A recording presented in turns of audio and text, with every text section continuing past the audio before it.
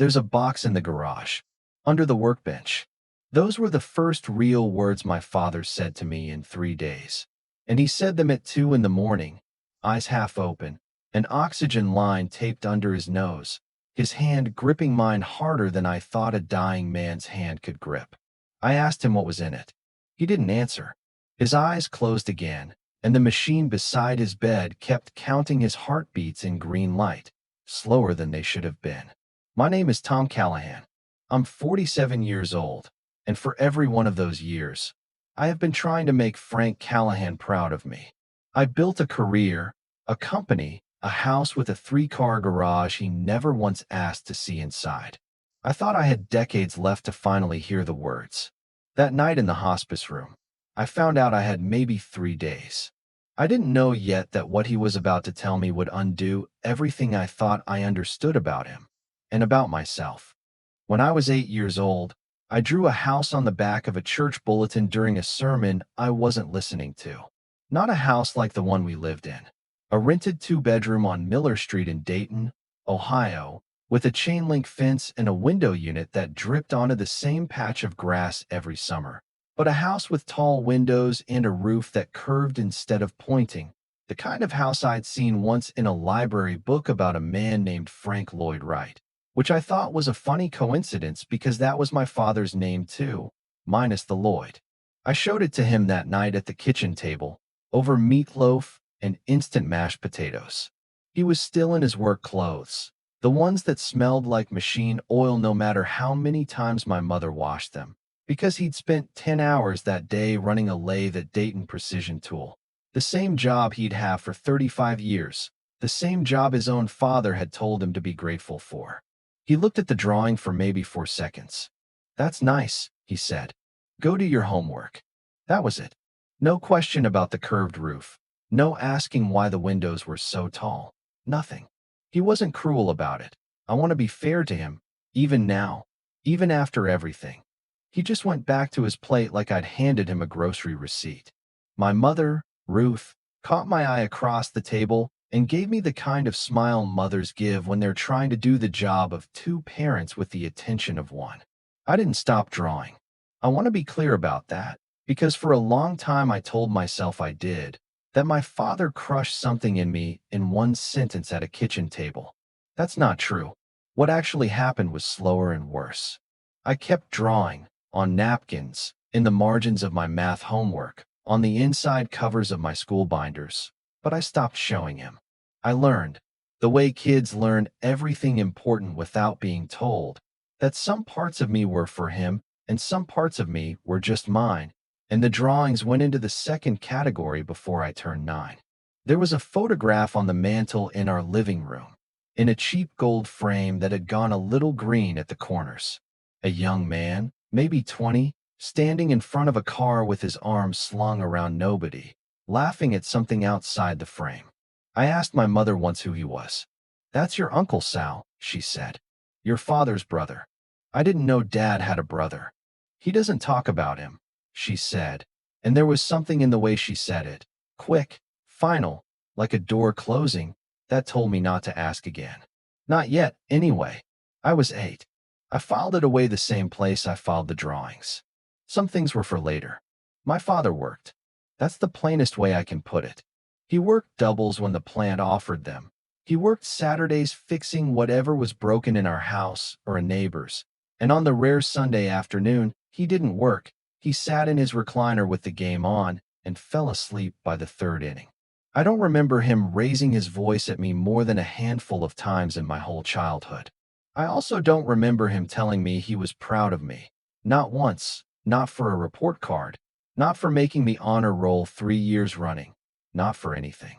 What I remember is the quiet. A particular kind of quiet that lived in our house like a 4th family member, and I spent years, decades, if I'm honest, trying to figure out what I could do loud enough to break it. I didn't ask about Uncle Sal again until I was 14, and even then it wasn't really asking, it was overhearing. My father and his older sister, my Aunt Carol, were on the back porch after my grandmother's funeral, both of them a little loose from the wine nobody in our family normally drank, and I was inside pretending to watch television with the window cracked. You never even visit the grave, Carol said. I visit, my father said. You visit hers, not his. There was a long silence. Then my father said something I didn't understand at the time and wouldn't understand for another 30 years. I can't, Carol. I put him in the ground with my own two hands practically. I'm not doing that to myself every Sunday. I never got the rest of that conversation. Someone came looking for me to help carry folding chairs, and by the time I got back, the porch was empty and my father was in the car with the engine running. I asked my mother again, later, what had happened to Sal. She just shook her head. Ask your father when you're older, she said, which was a sentence she'd been giving me since I was 8, and which I was starting to understand meant never. By 17, drawing wasn't a secret hobby anymore. It was the only thing I was good at that felt like mine. My art teacher, Mrs. Bennett, was the one who told me about a 6-week pre-college architecture program at Ohio State. Real studio work, real critiques from real architects, the kind of program that could put a portfolio in front of admissions committees that mattered. I got in. Out of maybe 200 applicants from across the state, I got in, and I brought the acceptance letter home like I was carrying something that could catch fire.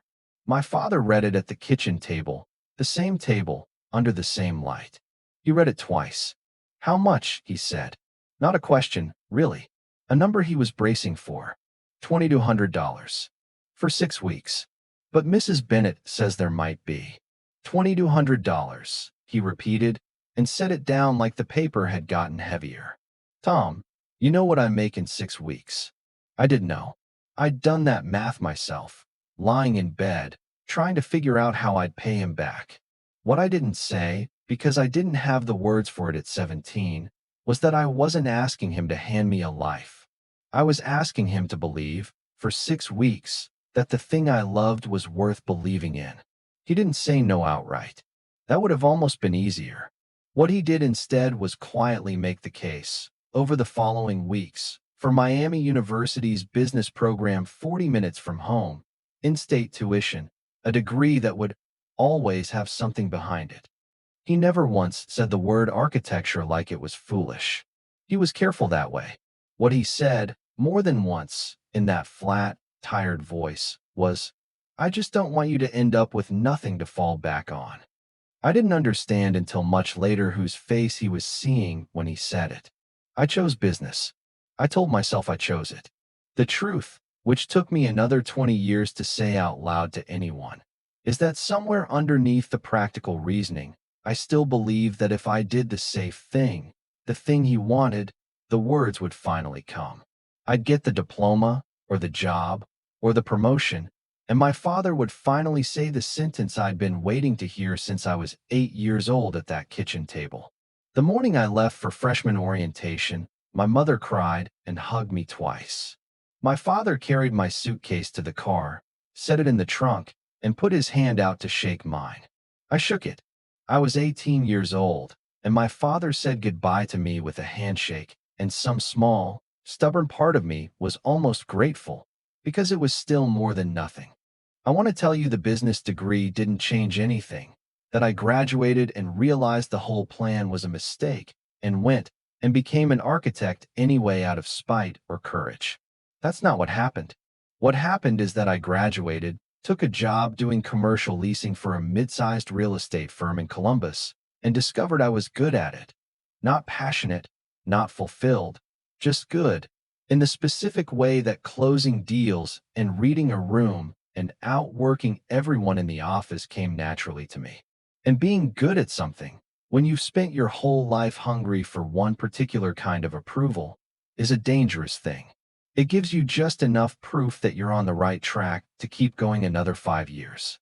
By 29, I had my own small development company, a lean team, and a growing list of projects, and a habit of answering my phone at 11 at night that would define the next 2 decades of my life.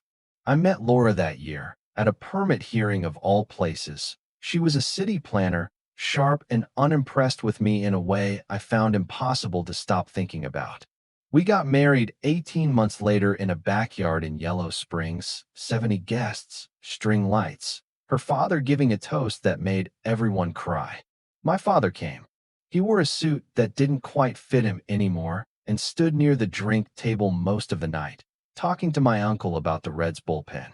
When it was time for toasts, he didn't give one. That had never been the plan. We both understood that without discussing it.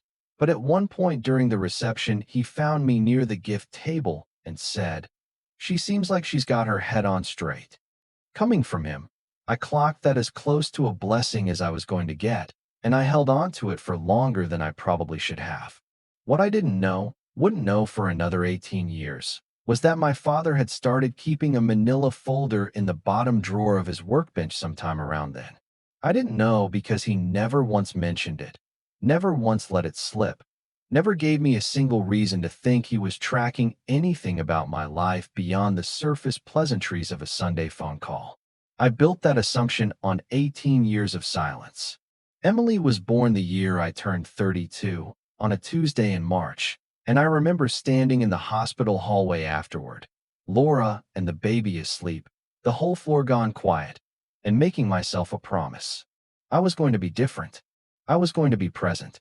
I wasn't going to raise a kid who spent her whole childhood trying to translate her father's silences into some kind of verdict on her worth. I'm in it completely.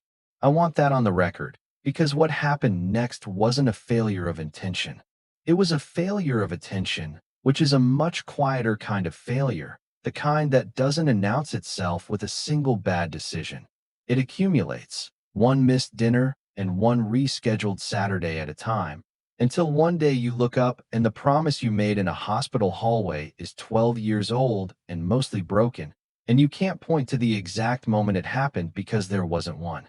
There were just 10,000 moments where work felt urgent and home felt like it could wait, because home, unlike a closing deadline, never seemed to be going anywhere. I was building things. Office parks, a boutique hotel downtown, eventually a mixed-income housing development I was genuinely proud of. My name was in the business section of the Dispatch twice that decade. And through all of it, some stubborn 8-year-old part of me was still watching the door, waiting for my father to walk through it and finally say the sentence. He never called to say he'd read the articles. I assumed, because it was easier than asking, that he never saw them at all. Emily's second-grade art show was on a Thursday evening in October, 6:30 in the multipurpose room at Hawthorne Elementary, and I know the exact time because Laura texted it to me 4 separate times over 2 weeks, the last one at 9 that morning with a single line. "Please, Tom." She's been talking about her painting all month. I had a closing call scheduled with an investor group out of Chicago that same afternoon, the kind of call that had already been rescheduled twice. The kind where I told myself, the way I always told myself, that this one really did matter more than the others, that after this one thing settled down, I'd have more room to breathe. The call ran long. It always ran long. By the time I looked at the clock, it was 6:40, and Hawthorne Elementary was 25 minutes away in good traffic. And it was not, that evening, good traffic. I got there at 7:15. The multipurpose room was empty except for 2 janitors' folding-up tables and a wall of construction paper frames with kids' names taped underneath. Most of the paintings already taken down and rolled up to go home. Emily's frame was still up, empty, and I stood in front of it for a minute like an idiot, like the empty space might still tell me something about what I'd missed. Laura didn't yell at me in the car. That was almost worse. She just handed me the rolled-up painting. A house, I found out later, with tall windows and a curved roof, because my daughter had apparently inherited whatever gene makes a person draw houses that don't exist yet, and said quietly, she asked if you were mad at her. I didn't know what to tell her. I sat in Emily's doorway that night after she was asleep and thought about my mother's face across a kitchen table 30 years earlier, doing the job of 2 parents with the attention of one, and I understood, for the first time, that I hadn't just inherited my father's silence. I'd built my own version of it, dressed up in different clothes, and called it ambition instead of exhaustion, and told myself that made it different. It didn't. My mother died 11 months after that. Pancreatic cancer, diagnosed in February, gone by September, fast in the particular way that disease is sometimes almost merciful about being fast. I flew back to Dayton every weekend that spring and summer, sat with her in the hospital and then in hospice, and watched my father sit beside her bed for hours without saying much of anything. Just holding her hand the way I would later understand he'd hold mine in that same kind of room 17 years afterward. After the funeral, my father went quiet in a new way. Not sadder, exactly, or not only sadder, but more sealed off, like a house with the storm windows put up early. He started spending entire Saturdays in the garage, the door down, radio on low. And when I'd visit and ask what he was working on, he'd say nothing much and change the subject before I could see past him into the space. I noticed, once, a workbench with a drawer that didn't quite sit flush, like it had been opened and closed in a hurry. I noticed and didn't ask, because asking my father questions he didn't want to answer had never once in my life produced anything but more silence. And I had a company to run and a daughter to make up ground with, and I told myself the garage could wait. Everything, always, could wait. That was the story I told myself for another 6 years.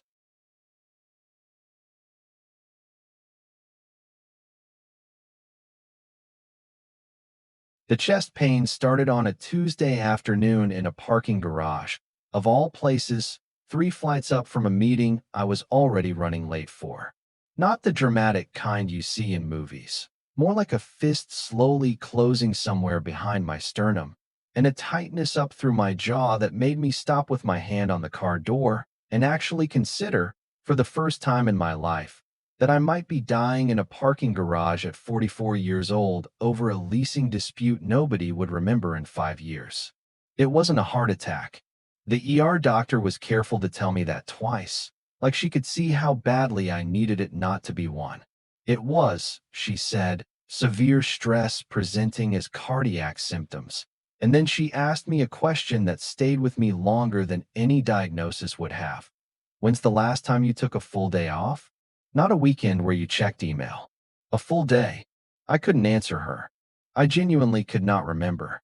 Laura drove me home from the hospital that night and didn't say I told you so, which somehow made it worse. Emily was 14 by then, deep in the particular fog of early adolescence where parents become background noise you tolerate rather than people you seek out. And I remember lying in bed that night thinking that I had maybe just used up one of my warnings and that I didn't actually know how many I got. I called my father the next morning, mostly, I think, because I needed to hear a voice that had outlasted worse things than a scare in a parking garage. He listened to the whole story without interrupting, which for him counted as deep concern, and at the end he said, "You work too much." Always did. I wanted to laugh and didn't, because there was no version of pointing out the irony of that sentence that wouldn't have started a fight neither of us had the tools to finish. I drove up to see him 2 weeks later, unannounced, partly to check on him and partly, if I'm honest, because the parking garage had put something loose in me that wanted answers I'd been postponing for 30 years. I found him in the garage, like always, radio on low, and this time when I walked in he didn't have time to close the drawer before I saw it. Not what was inside, just the drawer itself, half open, and something inside it that looked like a stack of paper, edges yellowed, too thick to be a single document. "What's all that?" I said. He slid the drawer shut with the side of his hand, unhurried, like he'd practiced the motion. "Paperwork," he said. "Boring stuff. You want coffee?" I let it go. I want to be honest about how many times in this story I let things go, because I think that's the part people actually need to hear. Not that my father was withholding some single dramatic secret, but that I had 30 years of small chances to ask him direct questions, and I kept choosing the coffee instead, because some part of me had decided a long time ago that the quiet was safer than whatever might come after the asking. He wasn't well that year, though neither of us said it out loud yet.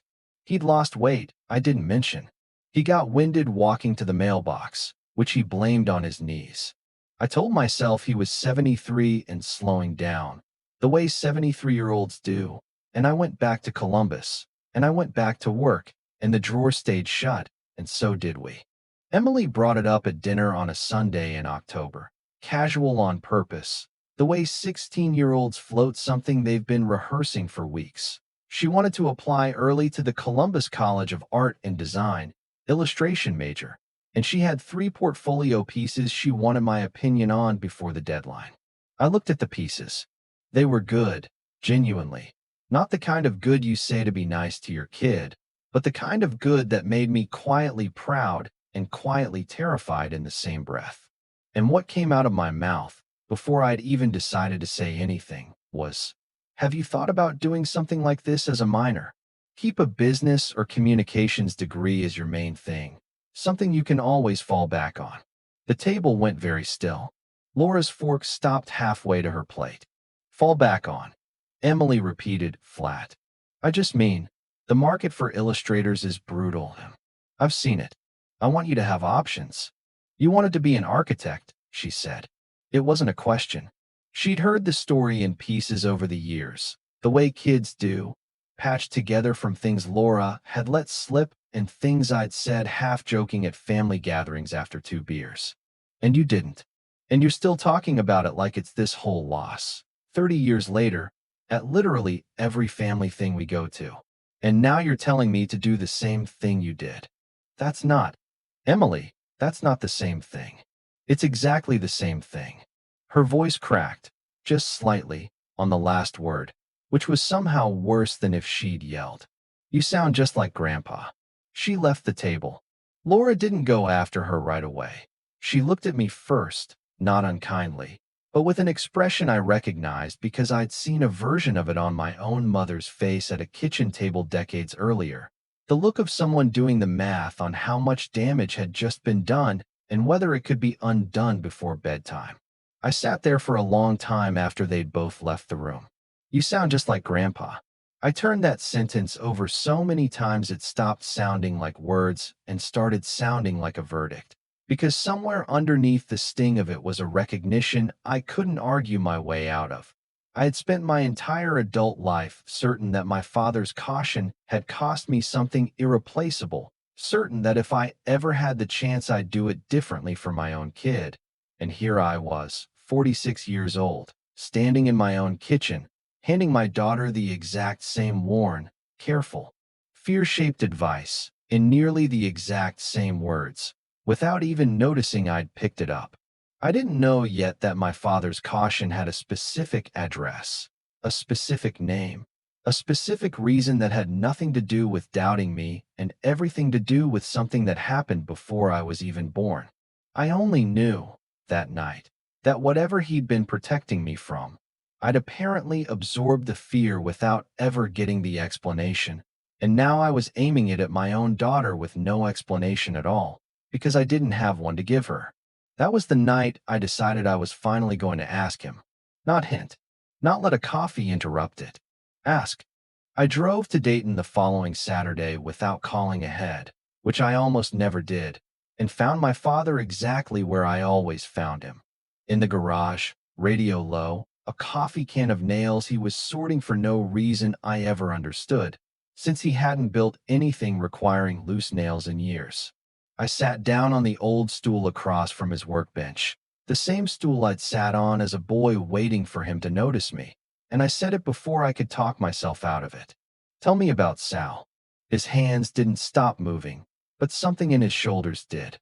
He didn't ask why, didn't ask where it came from, which told me he'd been waiting for this question for longer than I'd been avoiding it. He wanted to be a musician, my father said, after a while, in a voice flatter than I'd ever heard him use. Guitar. He was good at it too, better than good. Actually, though nobody in our family had the first idea what to do with a kid who was good at something you couldn't put a paycheck against.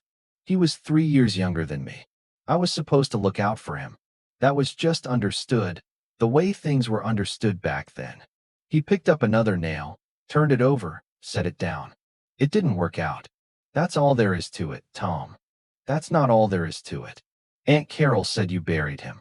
His hands finally stopped. For a long moment, he just looked at the coffee can like it might have an answer in it.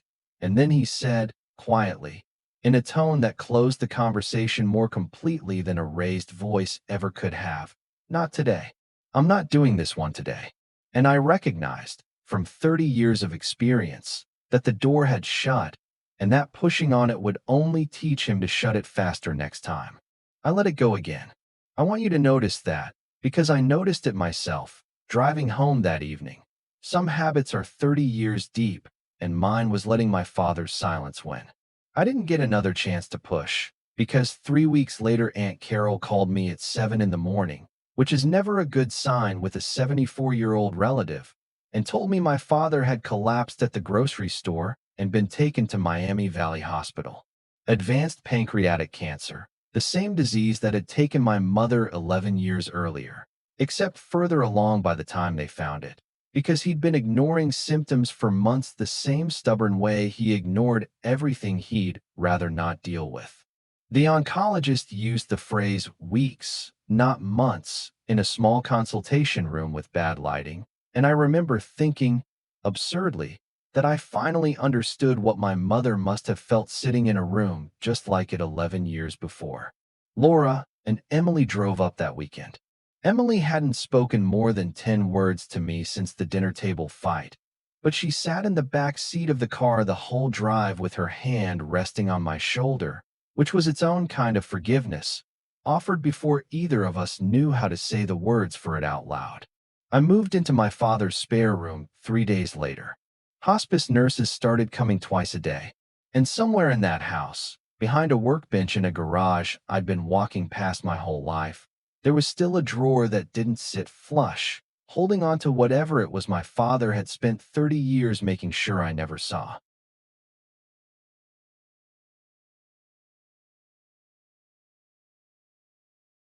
The last 3 weeks of my father's life didn't look like anything from a movie.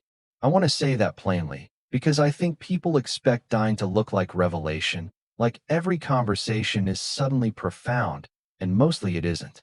Mostly it's a hospital bed rented from a medical supply company set up in a dead woman's old sewing room, and a whiteboard on the wall tracking medication times, and long stretches of silence that are different from the silences I grew up with. Softer, somehow, like both of us had finally run out of reasons to keep anything back except the one thing neither of us knew how to start.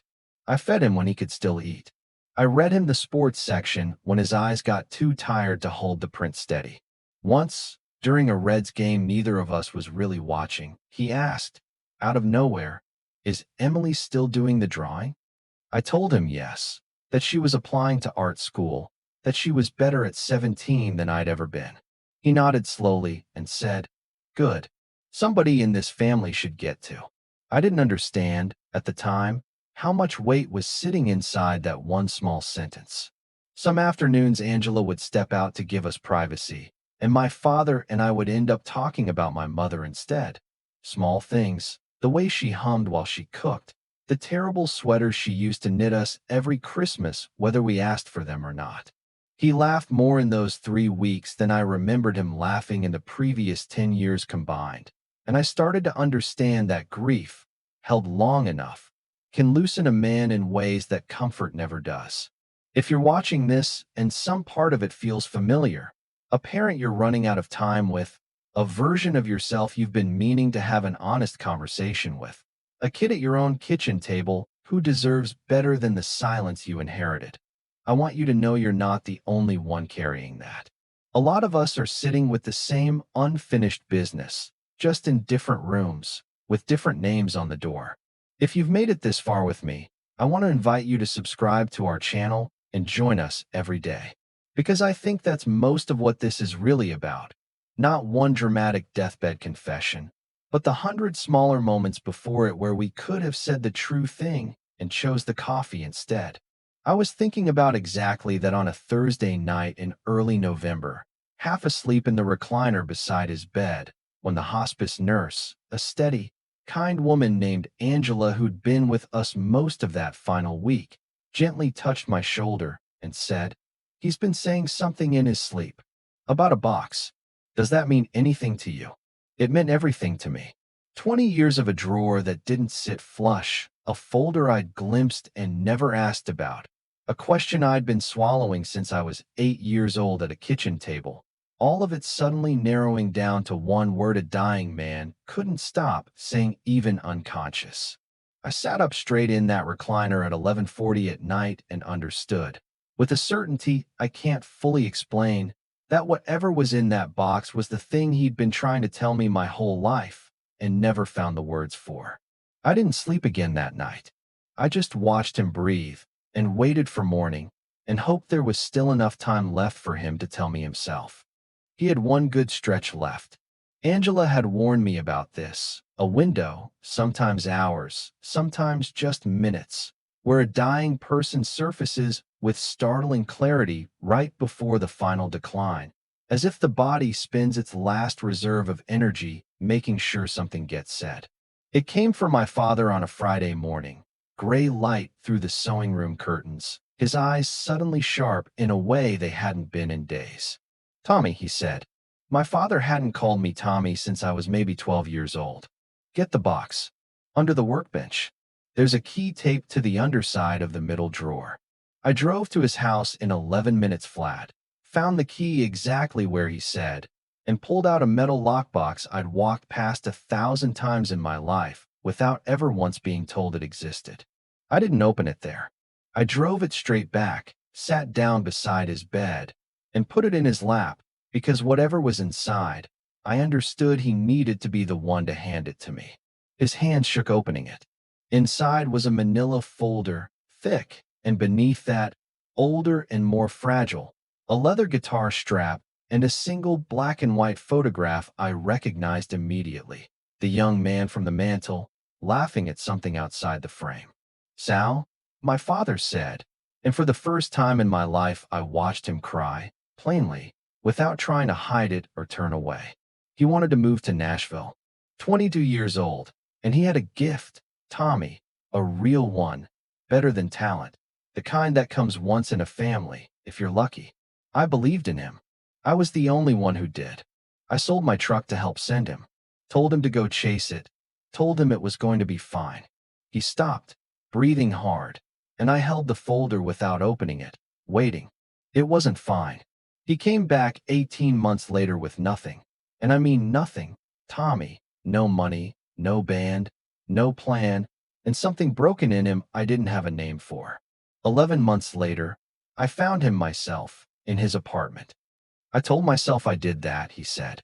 "I told myself I put that dream in his head, and it killed him.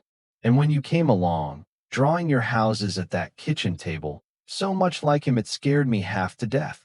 I swore I wasn't going to make the same mistake twice. I pushed you towards safe because I thought safe was the only kind of love I knew how to give somebody I couldn't stand to lose."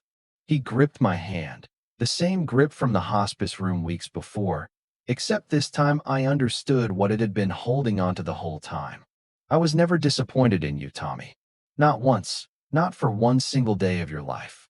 I was disappointed in me. I didn't know how to want something for you without being terrified it would take you from me the way it took him." I opened the folder while he watched. Every drawing I'd ever shown him, going back to the church bulletin house, preserved in plastic sleeves, dated in his handwriting on the back of each one. Newspaper clippings from the Dispatch, both articles about my projects, worn soft from being folded and unfolded many times. A ribbon from a science fair I'd forgotten I'd even placed in. Emily's kindergarten drawing of our family, which I didn't even remember him having a copy of. "You kept all of it," I said, and it wasn't really a question. "Every piece," he said. "I just never figured out how to say it out loud. Some men build things with their hands their whole lives and still can't build one sentence." He smiled, small and tired. "Don't be like me on that part, Tommy. Say it out loud. To Emily. While you've still got the time I didn't think I had." He slept for most of the next 2 days. He died on a Sunday morning in November, with Laura, Emily, and me in the room, his hand still faintly warm when the nurse finally, gently, told us it was over. The funeral was small, the way he would have wanted it. His sister Carol, a handful of men from the plant who were themselves in their 70s and 80s now, a few neighbors, Laura and Emily and me in the front pew of a church he hadn't regularly attended in 20 years, but had insisted, in his will, on being buried from anyway. Carol gave a short eulogy about a man who loved with his hands instead of his mouth, which struck me at the time as the truest sentence anyone said that whole week. A few of the older men from the plant shook my hand afterward and told me, one after another, that my father used to talk about me at lunch more than I ever knew. Careful, proud words handed to strangers over a break room table that he never once managed to say straight to my face. I brought the lockbox home. Not the folder alone, the whole box, guitar strap and photograph and all, because I understood by then that it wasn't really about the drawings. It was about what the drawings proved.